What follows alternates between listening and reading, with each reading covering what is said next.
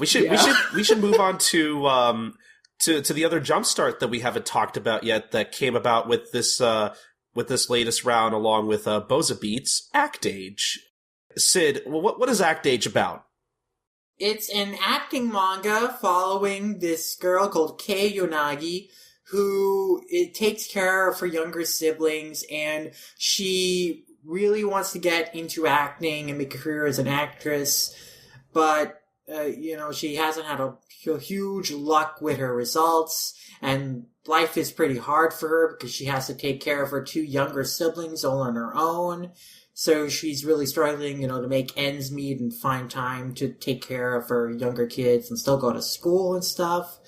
But she gets noticed by this very famous international, at least internationally, he's famous director is Sumiji, who notices that she is like a method actor, that she like really gets into character and draws from like her own life experiences to inform her acting. So he gets very intrigued by her and arranges things against like the producer, the director of his production company's wishes. He arranges to have her try out for another audition where their task is to act as if like there are wild wolves in front of them and like how they would deal with that. And so what really like surprises and shocks everyone about like her reaction is like the fear she's able to inhabit, like pretending that there's this feral dog in front of her, because she is thinking about like if she was in that situation, what would she be doing? And she was thinking about, she would be fighting to protect her siblings in that kind of situation. And that sends like chills down everyone in the room's spine, and it like really impresses Sumiji. So the director of that company still rejects her because she thinks that that kind of acting, that inhabiting like living experiences is a dangerous thing for a young girl to be doing. But Sumiji just thinks that she's a real talent. So he decides to like go off on his own and on his own like production company and like hire her as independently for a project that he is working on. And so in following chapters, we see him kind of training Kay through these short projects. Like he has her act in a commercial where she has to pretend she's like cooking for the first time. And then she is acting as an extra in a film where she just has to be an onlooker watching as a young child is being killed. And so these are all tests to challenge Kay and to doing different types of things that an actor will need to do, and to push her to like really refine her acting. So the third chapter left off on this really tantalizing, intriguing place where like Kay can't just imagine herself as a bystander watching a child get killed, because she's just not like that in terms of her personality. But like the director of that project is like, no, you are an extra, you have to do this, that's your job. So it was like really killing me. Oh man, I want to read chapter 4. I want to see how she develops and is able to reconcile with the situation. And like I really like her development. So I love in that chapter how like when like she stops the guy from doing like the act of like killing the girl just starts crying. Yeah, it's like sudden and surprising, right? I didn't get killed. Yeah. Oh man, she was so upset she wasn't able to fulfill her role of getting killed. From chapter 2 on, there's so many like little funny moments like that, like how Sumiji kidnaps Yonagi to bring her to the studio, and I love how you just have like these two panels of like this van oncoming and then just crashing and exploding into the wall, and then they're just fine a couple panels later, like nothing happened. Like I loved little gags like that. So I really liked all the little funny moments like that. So this is coming from somebody who is very, very strict on what kind of new Jump series that they follow, because I've talked about on this podcast so many times about how I'm always very hesitant on following anything new in Jump, until I know that it's surpassed at least a year's worth of serialization. I'm telling you right now, if there were 50 chapters of this out, I probably would have read all of them, because that's just how much I wanted to keep going. And I was actually pretty upset when I realized, oh, this is the end of the Jumpstart preview. God damn it, I want more. That cliffhanger is one of the most tantalizing in recent memory. That was like, oh my god, I want to read the next chapter. With previous Jumpstarts, like the chapter 3 ending at point, it's like, okay, I hope there's more. But, like, it doesn't, like, get me truly, like, excited, truly, like, really wanting to read the next one, like the chapter 3 ends of this, because, I mean, it sets up such an intriguing conflict for Kay to resolve, and I want to see how she does it, because she's a really intriguing character with, like, how straightforward her thinking is, and also just how, like, deeply emotional her style of acting is, and like this idea of like this might be dangerous, but this also makes her acting like feel authentic in a way that a lot of other acting doesn't, and it's just such an intriguing dichotomy. And it's like, oh man, I want to see like how this character develops and like where this is going to go with her. I mean, just based off like last few Jumpstarts we've gotten, like it feels very different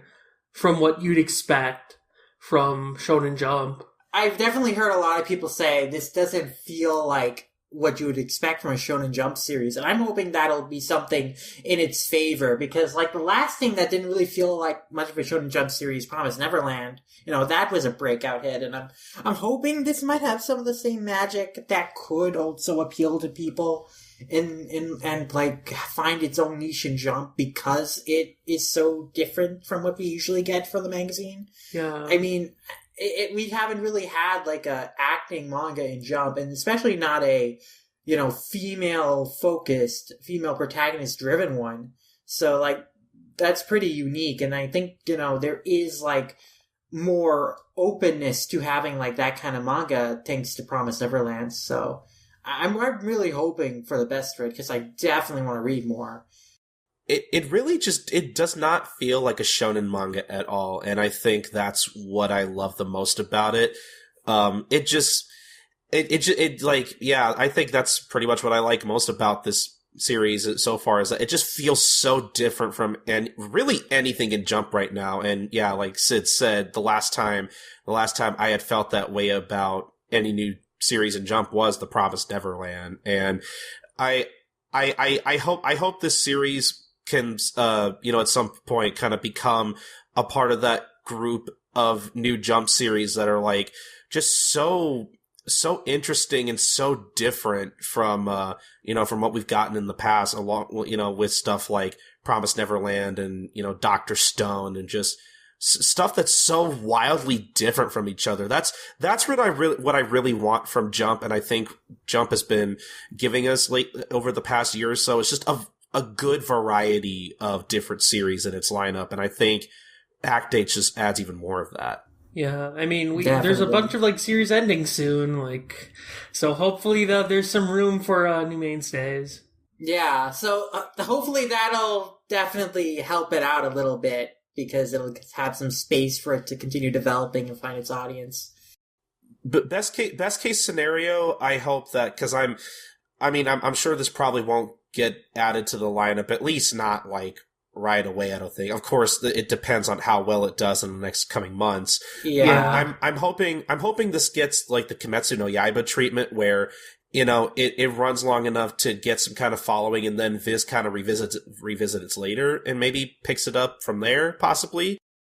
Yeah, that would be the best bet, since there's no space in the lineup as it is, so it would definitely have to be something that would be released and licensed down the line.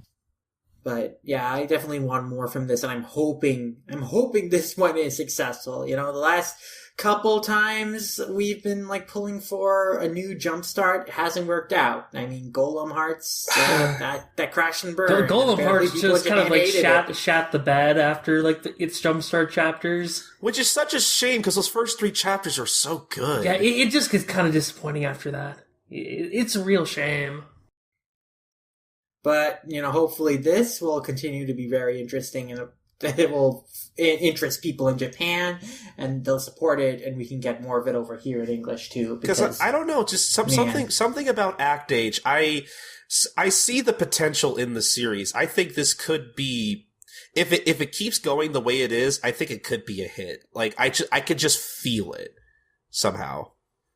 I think there's just so much potential in the main character herself, and like her emotional issues, and like how that ties into her acting.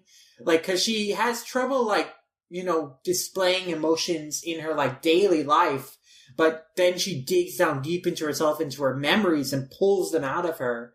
And, when she has turned that on, when she has turned on like a memory or a feeling, it's hard for her to turn it off. Like, she has that scene where she's like in, the bathroom with her siblings, and like her little sister is like noticing she's still crying because like she had, tapped into that earlier in the day, and she still hasn't like gotten over that yet. So I think this idea of like, this kind of acting is like so personal that it can be dangerous for her. It's like such an intriguing kind of psychological focus to go towards, and I really want to see that explored more. And I think the series will go that route if it continues, because I think that's the way it's being set up. And I also want to see like, Tsumugi, like her relationship with Tsumugi is also intriguing because, he definitely sees so much potential in her as an actress, and as like an actress that can play a role that he's wanted someone to play for a long time.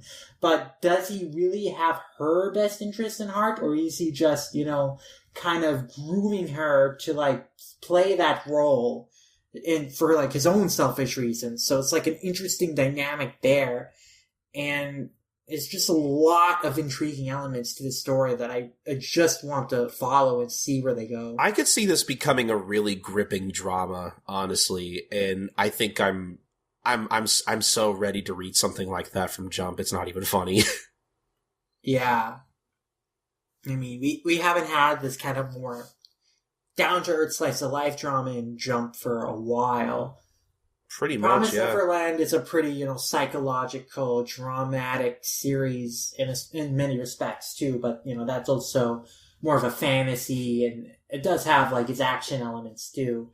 But this is definitely more slice of life, so it'd be a very different kind of thing for Jump to run. I was gonna say, I could be wrong about this, which I'm sure I am, but I feel like we haven't had something with these kinds of elements to a series since Sket Dance. I mean, obviously Sket Dance was more comedic, but it also wasn't afraid to dive into some real heavy, dramatic, character-driven stuff. And I'm hoping we get this, and it seems like we're going to get the same kind of thing, out of Act Age, except on a different level, considering its subject matter, I think. Yeah, I would agree with that. I can't really think of anything that has like this kind of like psychological element to like a more ordinary world kind of setting. Yeah, but this totally gets a full recommendation from me. I want more of this so bad. Definitely. I'm really, really excited for this one. It's definitely the most excited I've been for New Jumpstart in quite some time. So, man, I'm just hoping for its success. And it's also like gotten me super interested and reinvigorated my interest in acting manga. So I definitely need to go back and continue Skip Beat, and also like read Tenchi to Akuto, and because like I want more stories about this, and like while I'm waiting for Act Age to hopefully come back, I should probably get back into those 2 other things I really like. Yeah, I really need to start reading Skip Beat again, too. I didn't get very far a couple months back. Same.